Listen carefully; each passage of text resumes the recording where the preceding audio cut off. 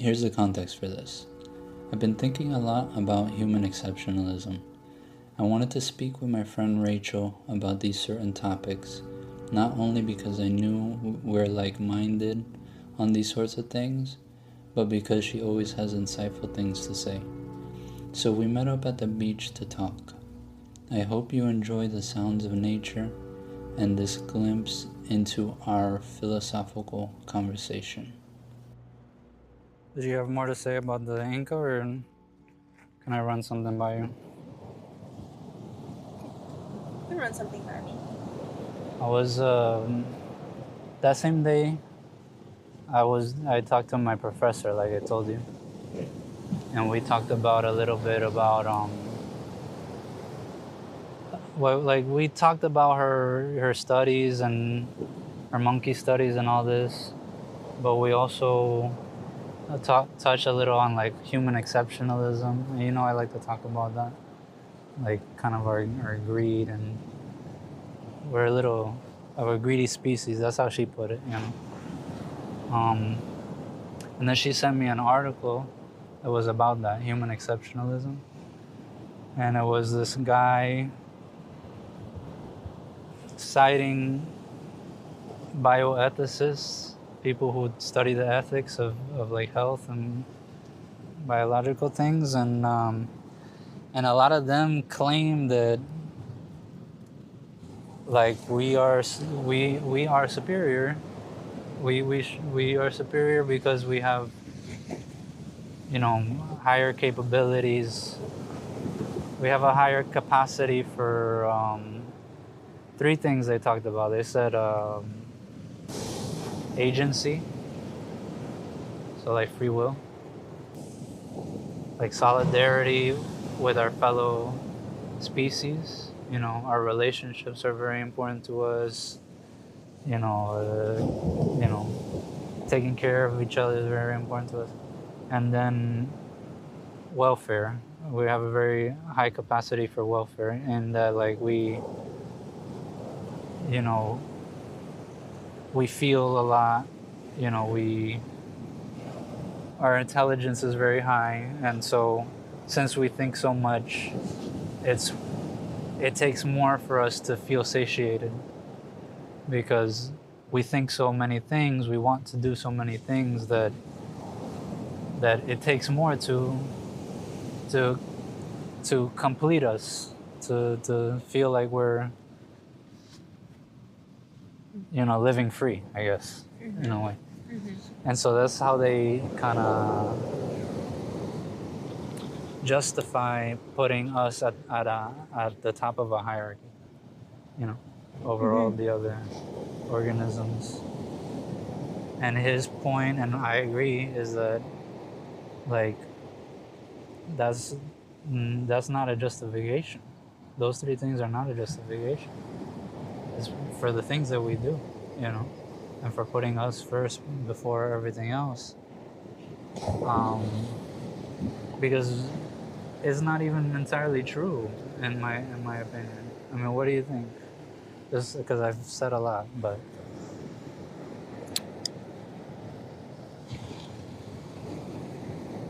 I think that this notion that we are superior is solely coming from ego. yeah. It's egoic to think that we're better than any other kind of species. And yes, we may have different faculties that make us more evolved or more capable, but where has that gotten us? Because the last time I checked, nature is disappearing. Global warming the process is expedited. So, yeah, we may have a more evolved brain, but what we have forgotten in the process of that evolution is the inherent importance of our relationship with nature. Because if you look at any other species on this planet, they're not really, they know how to live in balance, you know, and they just naturally live in balance live in balance. Yeah. Like, all of these birds and the fish in the ocean, like, they're not contributing to the pollution of plastic that's on this beach, you know. And I think, like, going back to this notion that humans are superior, I think that's just an excuse to think that we can control everything. Yeah. But that's not what we're supposed to do. Yeah. I think, and even, you know, having all of these things that are this man listed is a privilege, but it's also responsibility.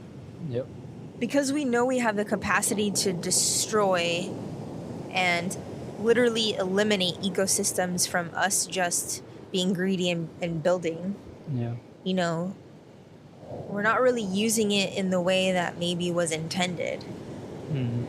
So, and I think simply because of that, I would argue that we're not superior. Yeah. You know?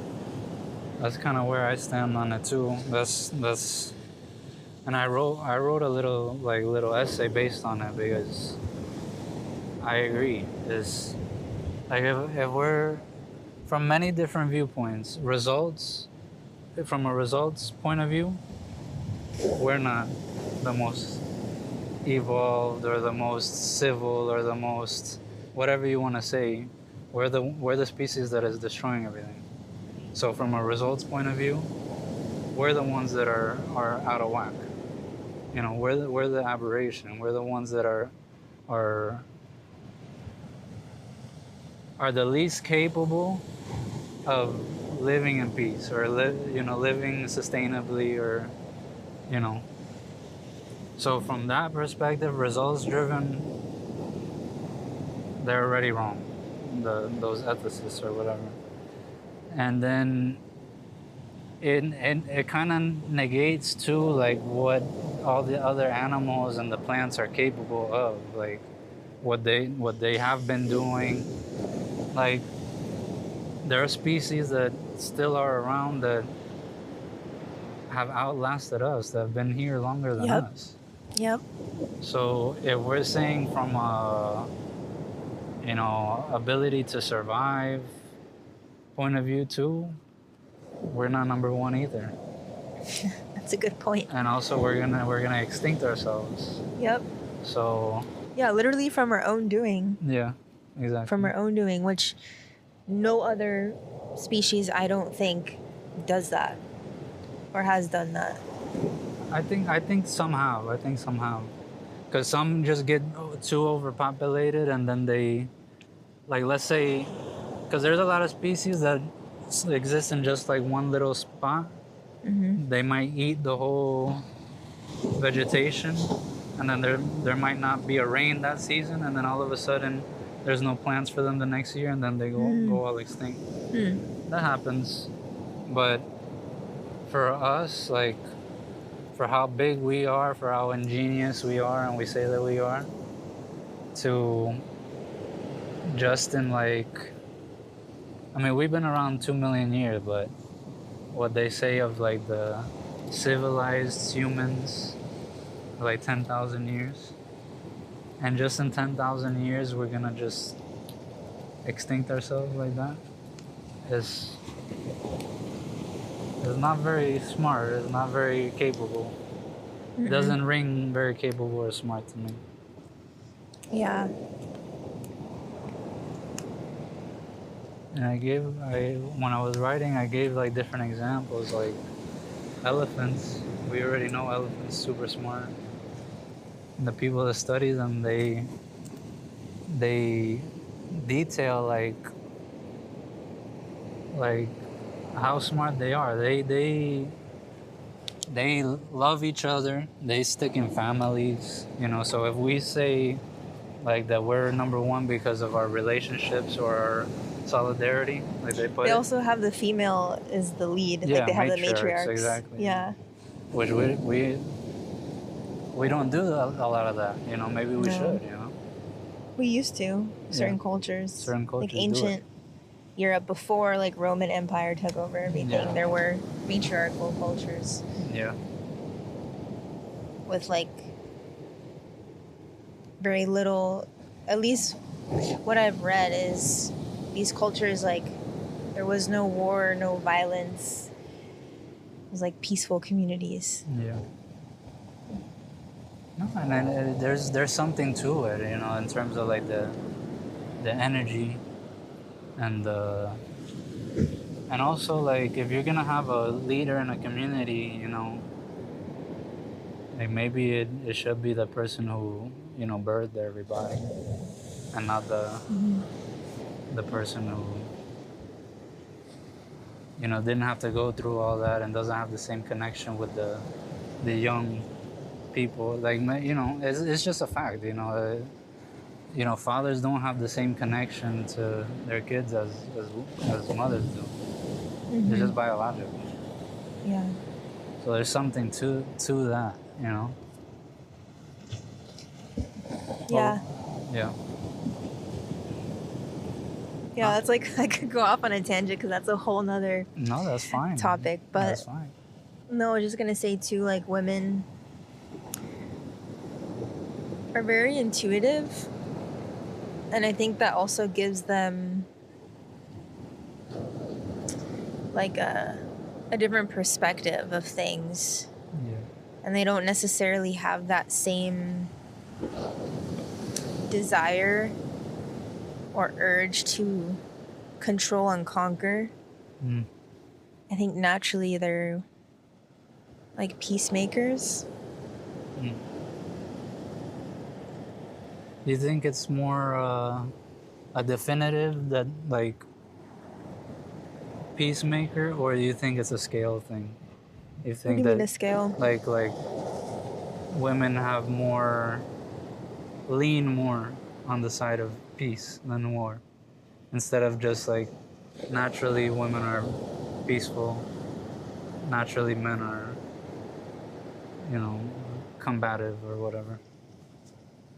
Do you think there's a scale to it? Yeah, I think it's a scale.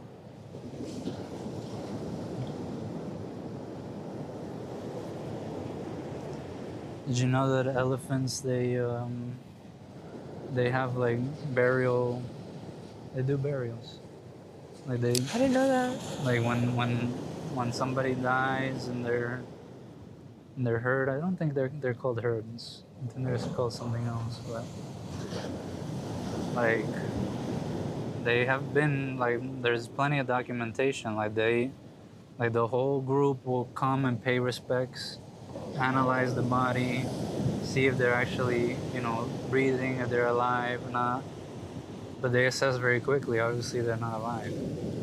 A lot of animals can do that,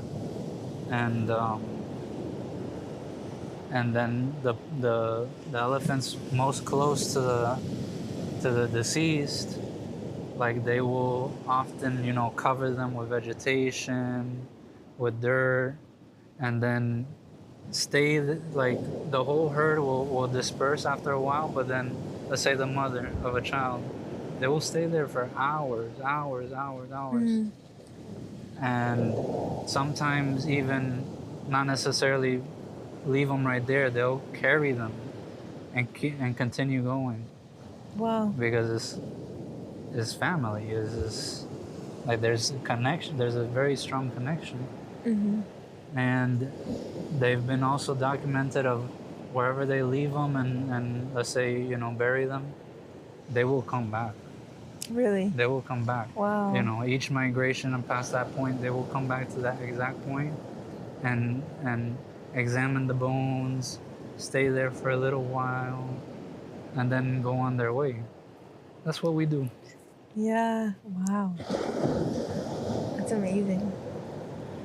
Wolves are also. I don't know if they do all of that, but they're like family oriented. It's like your whole family pack. They travel together. hunt together, Yep. and they stay together. Yeah. Like very loyal to each other. It's almost like it's a nature thing, you know, and it's not a human thing. And then from the other side of it, where we say that we're so much better, we're so much capable, and we're more solidaristic. This was my final point of the whole thing that I wrote, was that it's ironic that we call ourselves solidaristic, because to your point, you know, if we had solidarity with life, we wouldn't be killing all life. You know, we would be sustaining and promoting life wherever it is, but we don't. So these points that like get upheld to put us on top, they're just faulty in my opinion. At least the ones that I've read. You know, it's just ego, like you said. It's ego. Yeah.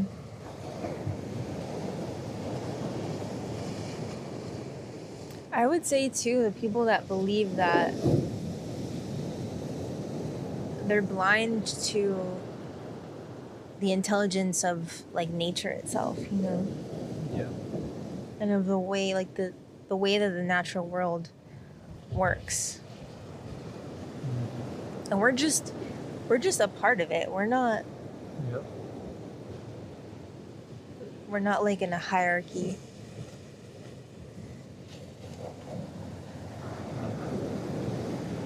There's this image that I probably have saved somewhere on my computer, but I've had it saved for probably, I don't know, over a decade, but you may have seen it. It's like 2 back-to-back diagrams where it's like you'll see a human figure at the top and then like a pyramid, and with all the other animals and species, and then there's another one where it's just a circle and you see everything in that circle, but one isn't better than the other. Yeah. And it's just like what we're saying is that, you know, the ego thinks that humans are better and superior for X, Y, and Z, whereas I think the truly more like spiritually evolved perspective is that we're just part of it. We're not better, but we're just part of it. And if we knew that, I think we'd have more respect for other life, because if we're coming from a place of like, oh well, we're superior and blah blah blah, then we won't respect other life. We don't have a problem killing off species and things like that. It doesn't matter if our oceans are polluted, our air is polluted. But if we recognize that, you know, like I was saying before, that we have a responsibility to protect it, to protect other species, then that would change everything. Yeah. Some people see it, some people don't. And it's just like the beliefs about, you know, whether you go this way or that way is very culture dependent. You know, like American culture, which is not a monolith, but popular culture, is goes on the side of that we are at the top of a hierarchy. You know, and so the factory farming and the urbanization projects and the deforestation is all just a means to an end, and it's for us, and we go on, and because we want to build more, we want to accumulate more and more and more. And I don't think it's even necessarily the collective we. It's just been fed into the culture that it's a we thing, that we all have to get on this boat, and if you don't want to get on the boat, then you're you're not American. And there's a lot of things that that's where the politics come in, but that's kind of how they kind of see it. I mean, Yeah. but I think a lot of people intrinsically know that we are part of nature. But I feel like a lot of people, when they feel a disconnect in modern life, is because of that, you know? Is because they're missing that piece of like, oh yeah, maybe I should go outside, or, you know, spend some more time, you know, eating, you know, foods that are pretty good for my body, or interacting with other animals and stuff. It was just so anti-science, this culture. Like, I think science and spirituality mix perfectly, in my opinion. Yeah. But there's this notion that no, they're the opposite of each other, and that's how they get certain people that are more spiritually minded to be anti-science, you know, or vice versa. You know, more science-leaning people against spirituality, and it's Yeah, they actually complement each other perfectly. yeah. In fact, I feel like if you see science through a certain lens, it is spiritual. You know, it's like the beauty of how everything works kind of like leads you to the question of spirituality and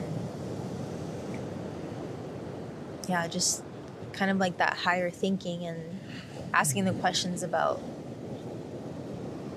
God or a creator, and also the interconnectedness of everything. Like, you know, there's been, well, if you just study like weather patterns, things that happen off the coast of Africa, you know, are going to affect us in Florida. So you think about that in terms of, you know, just everything. That's just one example, but, and even there was at one point something that was happening. The dust cloud? Yeah. Yeah. And how that affected us. Like, us as humans, we can create borders and regions and define ourselves into these countries or whatever, but if you think about it, there really is no separation. It's just the separation that is at this point is man-made and also imaginary. Yep. But it's all connected. Yep.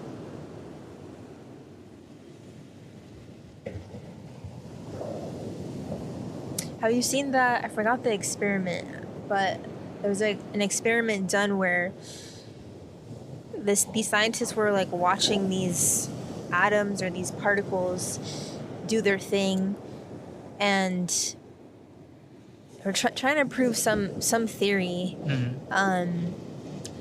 And when these particles were being watched, they behaved differently. Oh yeah. I've heard, but I don't know all the details. But I've heard something like that. Yeah, I can't remember the name of that experiment, but What is that trying to say? Like, perception has power, or consciousness has material power, or just that like atoms are, I don't know. well, I think it's like what I was getting at is that there's like a layer to, like how science connects to spirituality. There's like a layer of science that we can't really explain. Yeah. Like, because who's to say, like, do these, whatever they're watching, the particles or the atoms, like, have consciousness? How do they know that they're being watched? Or is it just the interconnectedness of everything, you know? maybe it's a simple act of being observed. I don't really know how to explain it, but there's just like a mystery and also an intelligence that can't be explained. Yeah. I think we can get there. I think we can answer a lot of questions, but just because we have. But I've heard things like that, and I think in the context of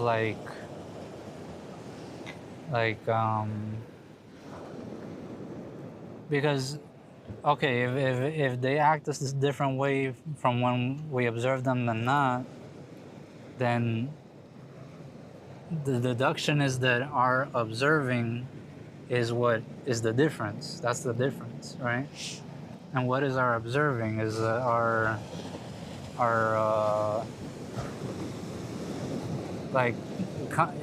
consciousness, consciousness of a thing, and so in that way, is that theory leading to that consciousness has gravity, its own gravity, maybe not exactly what gravity is, but like a force. Consciousness is a force.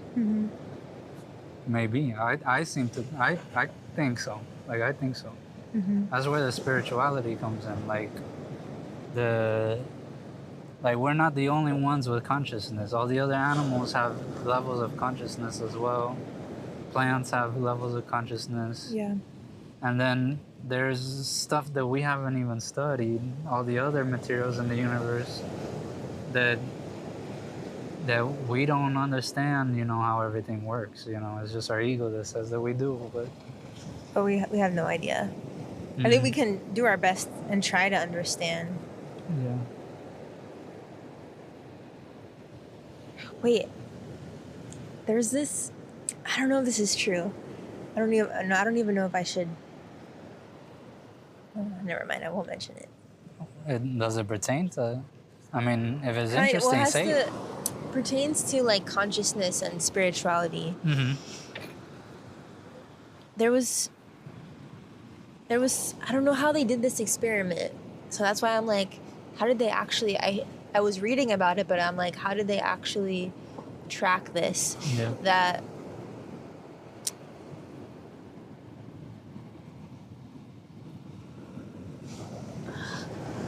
I hate when I don't have all the information and I can't explain things it's okay. correctly. But that's the human mind. There was some experiment with what happens when someone passes away. Yeah.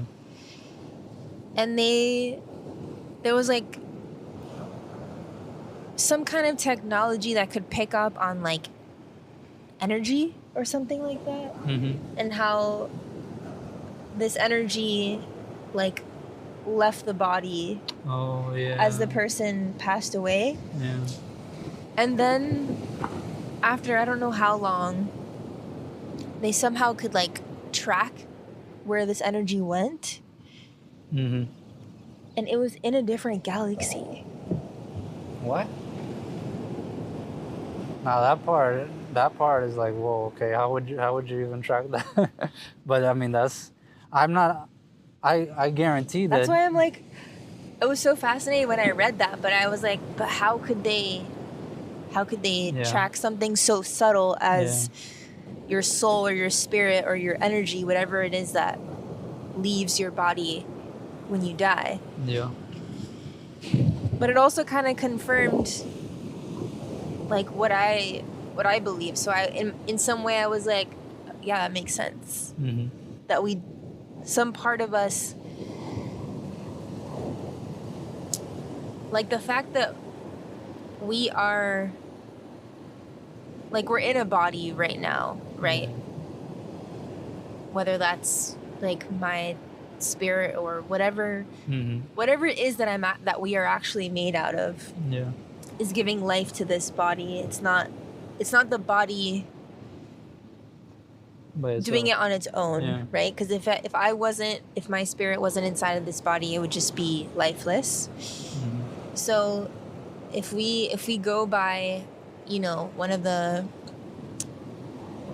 most referred to laws of nature is that matter cannot be created or destroyed. So if you think about it in that way, like when we pass away, our body then becomes lifeless, but what was once inside here is now elsewhere. But where does it go? Yeah.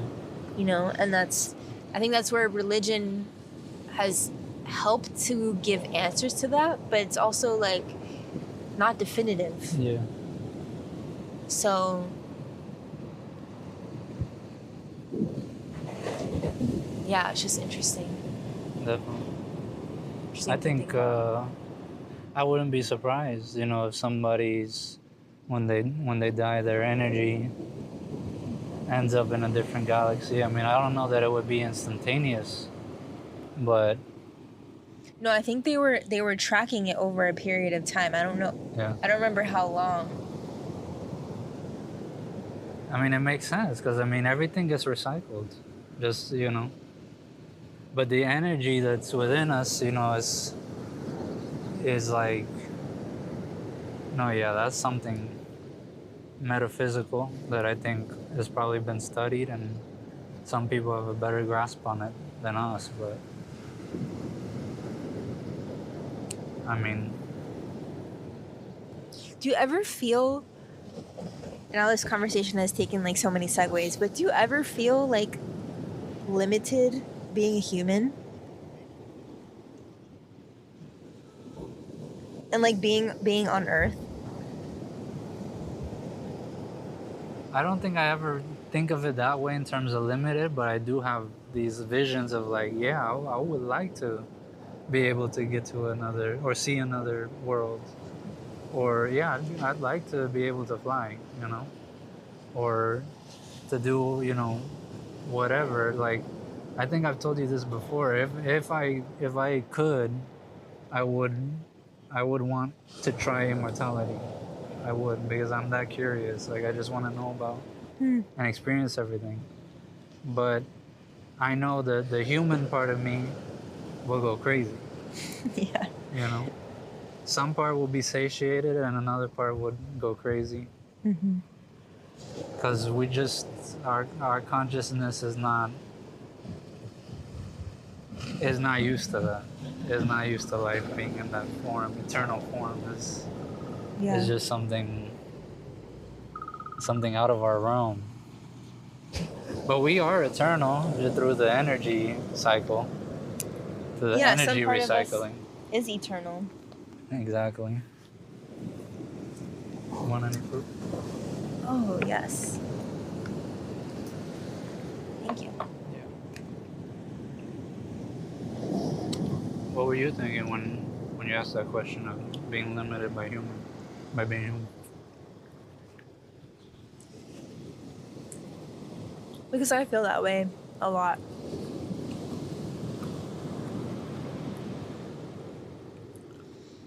Like I feel limited by my brain, by my body.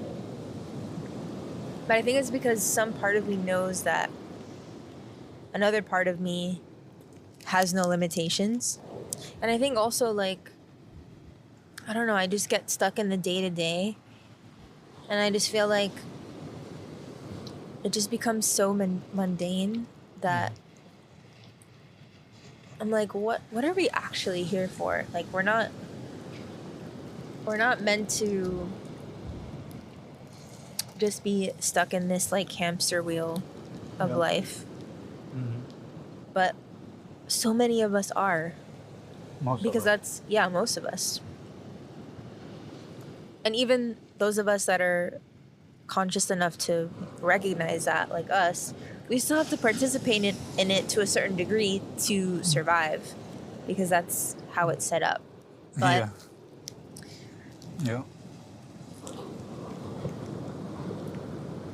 But there's like so much more out there.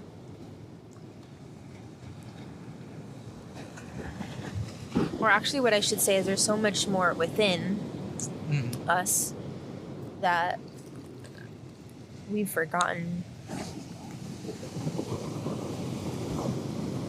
Yeah, I agree. I think I spend a lot of time like focused on the like how of it all, like how is this life, how did we get like this? How did the society get like this? The history part, the social movement part. But I think it's because I want to get to the universality of it. Like, what is the true?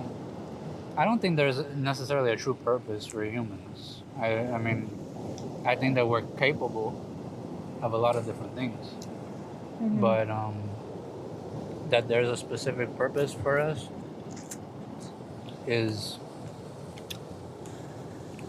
I think, objectively not real.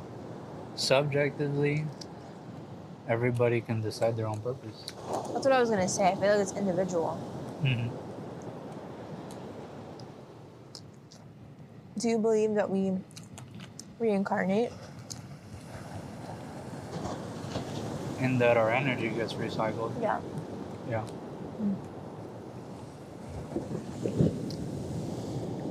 So eventually my energy will be in a bug or something. In a bug.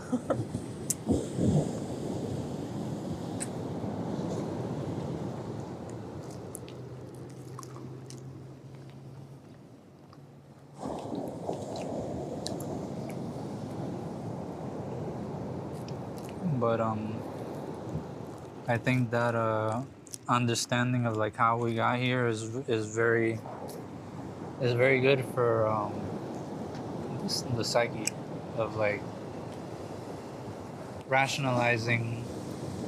How am I in this rat race?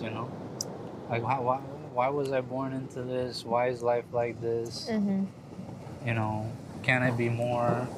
Of course it could be more. It's because of this and that that is hindering us. Yeah.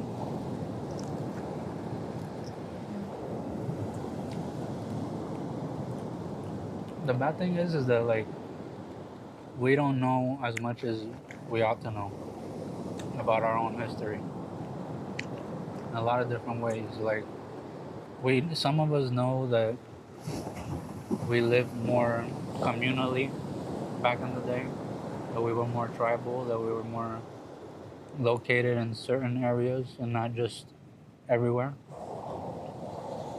and that we lived a little more simply, a little more one with the environment. Maybe not everybody puts it in those terms, but when we see the images of migratory people, like that's what we think of, Yeah. But eventually, when the human history, like some people got the idea to commandeer aspects of the world, like corn or all the sheep in an area, and now a new social system arose. It wasn't necessarily communal. It was some people have less. It was not as much sharing. It's more, I got mine. I don't have to even think of you. I got mine, and I'm gonna hold it. Like the reason why we migrated is because, like, for food purposes, for sustainability purposes, like the seasons change and we gotta follow the food. We gotta follow the animals. But once we conquered nature, in a way, we didn't conquer nature, but now we can stay still, and we induce all the other people to stay still. But it's not the we, it's a certain portion of the we, certain people. And that's where you get civilization. Like big societies, civilization is that. Where, yeah, technology has evolved and expanded and become very, very important to society. But humanity, life, sustainability is an afterthought.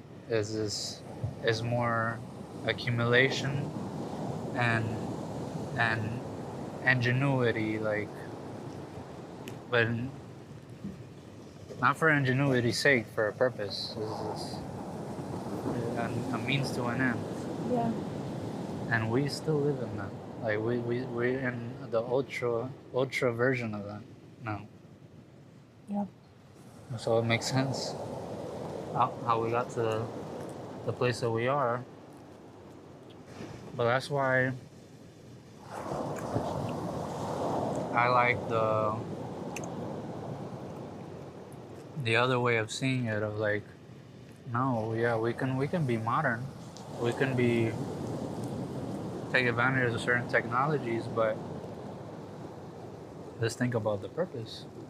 Like, let's think more about the purpose, and let's think about, long-term thinking instead of short-term thinking. Like, if we care about, our kids, we should really, consider sustainability and not just commodification of everything and profiting of life. Yeah. That's not something inherent. Like, that's not something inherent to profit off life. Yeah. They don't do it, and they're living just fine. Yeah.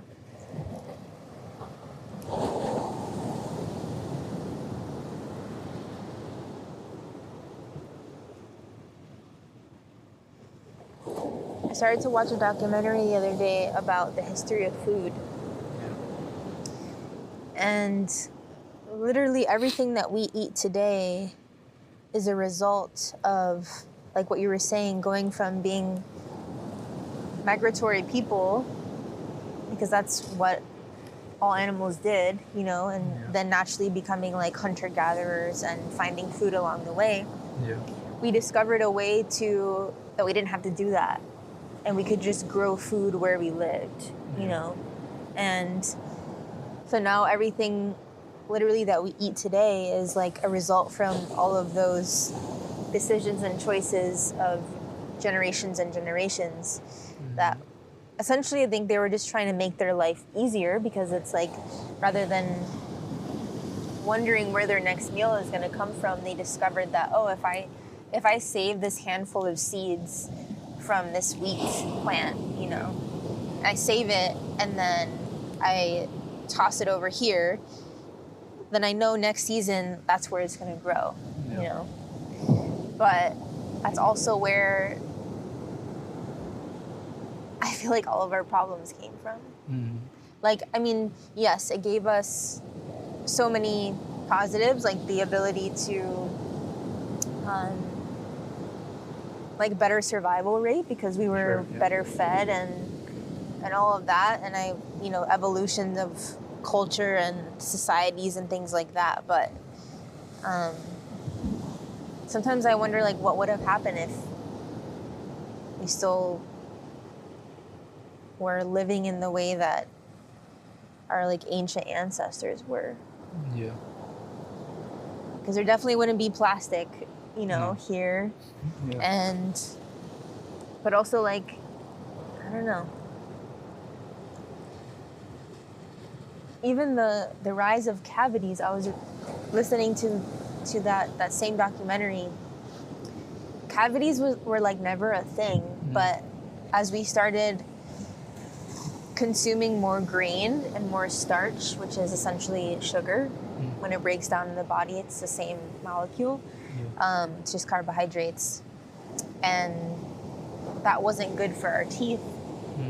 Because before, it was like our bodies were used to having variety of things, like some meat when it was available, but a lot of wild vegetables and herbs and greens and things like that, berries. Yeah. But when we started consuming so much grain, that's when cavities started happening.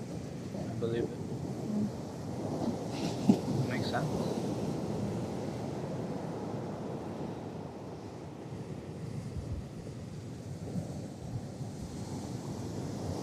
think we could have gone many different ways. Either we could have stayed just like that, or we could have done it a little more socialism-y, where it's not, commodification is more communal. Just, okay, we develop some things. I'm not going to hoard it for myself. I'm going to share it with my community. And so that we can all prosper, And because when you commodify something, when you have control of something, you have a leg up. You have more power. At least in the food realm, And then just other things develop from there. If you control the food, then you have the market set on food.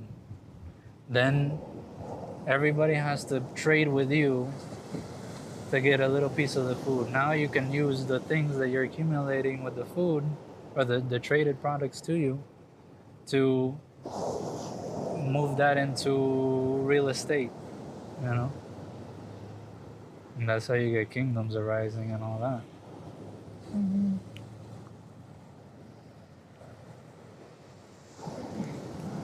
Yeah, I think it just comes down to control. Yeah.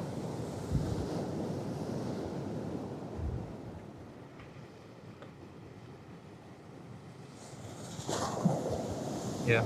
Control, purpose.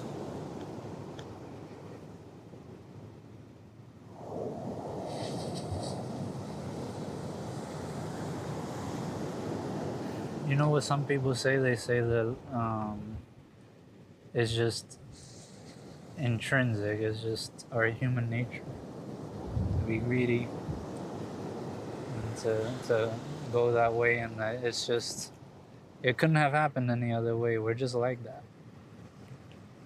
But I don't know if I believe that. I don't believe it either. Because if you believe that, you believe that we have no choice. We don't have no free will. In a way. At least in that respect, we have no free will. We're just always going to do the greedy thing. It's not true. Your mom wasn't greedy when she nurtured you.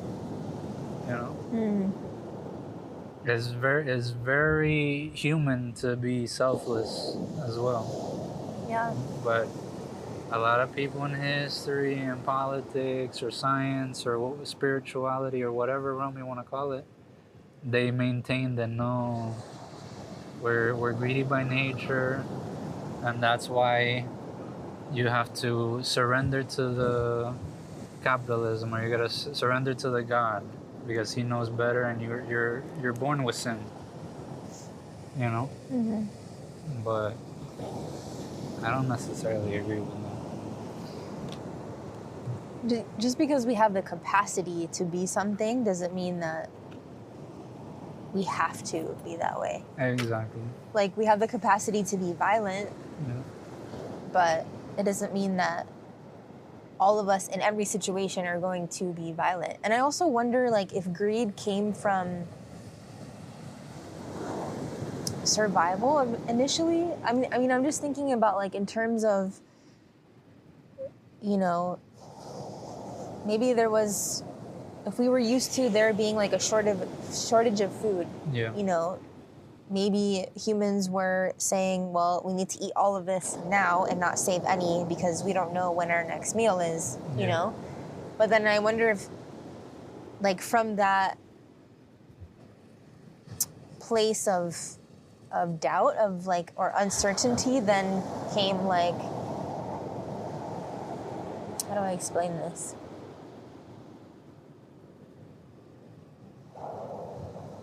I don't know, like the greed of like, oh, I just want all of this for myself. Mm-hmm. And you don't get any, or people choosing who gets it and who doesn't. Yeah. But I think it's, it's like a bastardized version of maybe what we initially experienced as just trying to survive,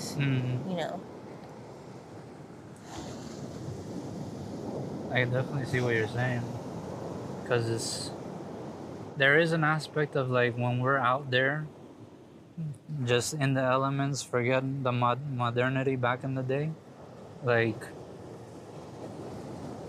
you know, we experienced seasons where there was nothing to eat. We had to rely on the nuts and berries. You know, there was no animals, and we were going very hungry.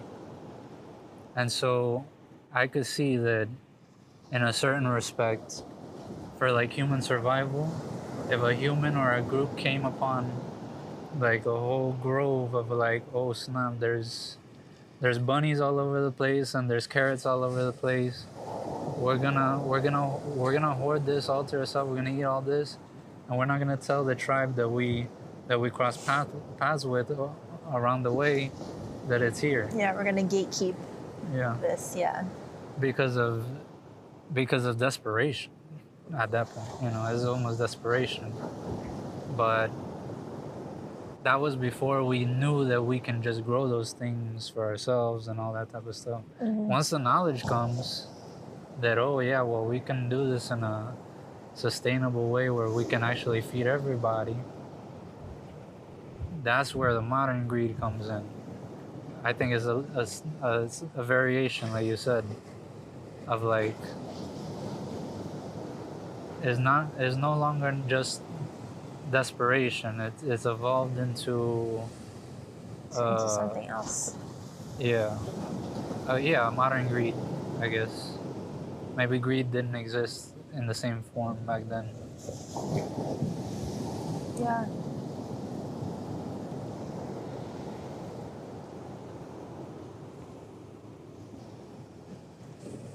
And maybe greed too is just a lower level of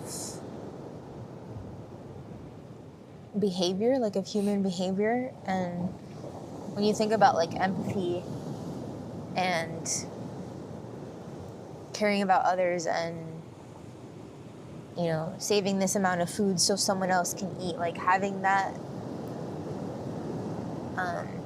ability to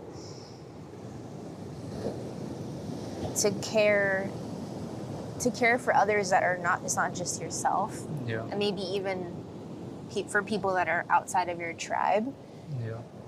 Is like a higher level of functioning, like a higher level of emotion.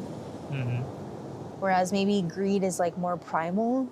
I don't know. Yeah. But then again, if you think about empathy, like going back to your example of like a mother and a child, like she's instinctively empathic and caring, you know. So I don't know. I feel like we have both, and we can choose.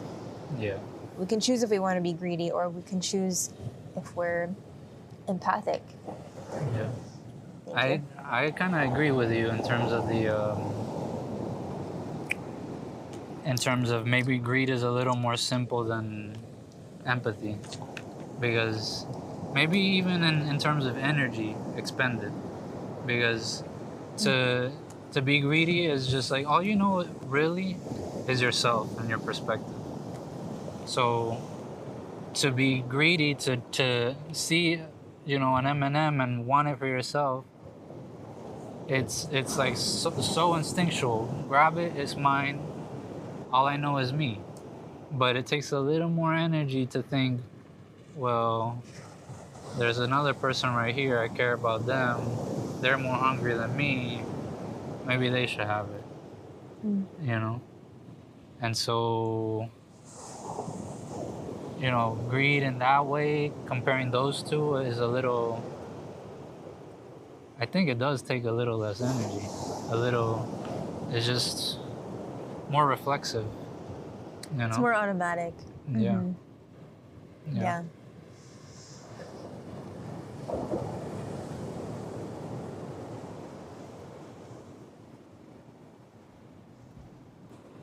Have you seen that they say the people who study like fish in schools of fish, they say that they have an extra sense, you know? That the reason they can stay in formation like that is because of an extra sense. And I guess they have a different organ that is for that. I didn't know that until recently. Yeah, well, if you watch them like in the water, they all kind of like, if one makes a move, like they all kind of do it together. Yeah. So they're like picking up on something. But I would argue that humans have an extra sense too. Mm-hmm. Oh yeah. One similar to that? Or just extra senses? I don't know if it would be comparable to what fish have, but I think it's like, I think the actual term for it is extrasensory perception. Like it's outside of our 5 known senses, you know. That's like when people, I don't know, can like, not like read your mind, but they can just sense what you might be feeling or thinking. Or even like when we are in a situation or in a place and we kind of get this feeling of like, maybe this isn't safe. Yeah. Like we're picking up on something. Yeah. And which, I guess could be like an extra sense. And even like how dogs can tell when there's a storm coming. Yeah. You know, I feel like all animals have some variation of that. Yeah, I think so too. And they can also tell when a woman is pregnant. They just have something. Just want to add 2 things here before I wind this down. If anyone out there is interested in the topic of human exceptionalism, check out the latest essay on the Anthropographer Substack. Link is in the episode description. Also, I'm skipping over some personal parts of the conversation here. We started talking about lost loved ones and how we wish we had them back. So to respect our privacy, I'm letting those words blow away in the wind. Maybe that's one lesson too that I've learned because of these sorts of things. Is like, no, now forget all the small talk. Just go into the stuff that matters. Yeah. You know? Yeah.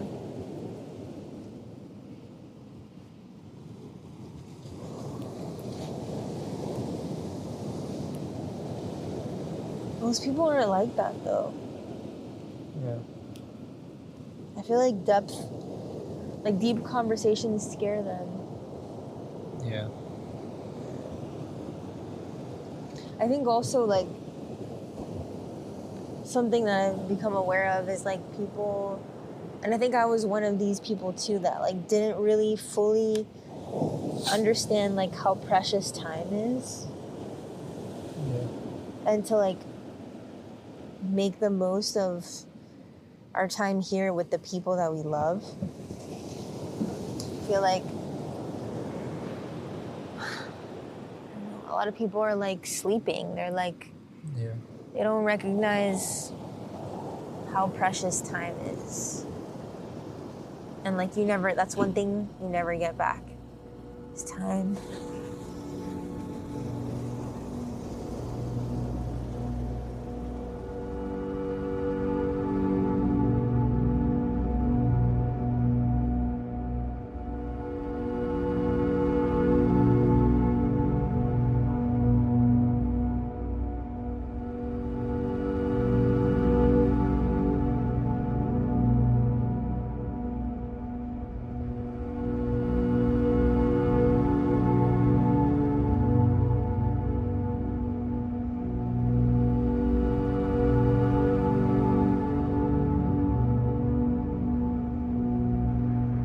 I den grekiska staden Neapolis, i den dammiga parken av sjuka palmer, över det gråa havet,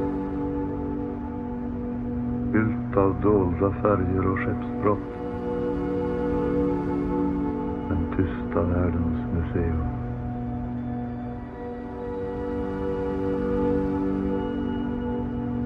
8-fotingen, dold. Nederst i hörnet av rutan, i bakgrundens färg, orörlig, med uppstående ögon, jagande. En jämn ström av bubblor stiger och 6-7 sepior dansar där uppe, med simhuden böljande längs skimrande sidor under det ljusa från ytan. Underhavsfåglar, underhavsfjärilar, med armarna slutna till ett pärlemortryne, dansande framåt, alla i samma riktning, stigande, sjunkande i flock om varandra.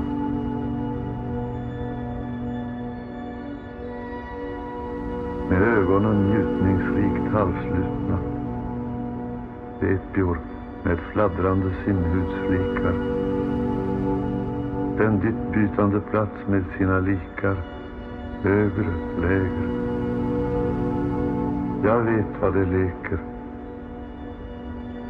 Det leker ström, djuphavsström, frisk motström, som håller den fladdrande på stället över det lurande ljuset.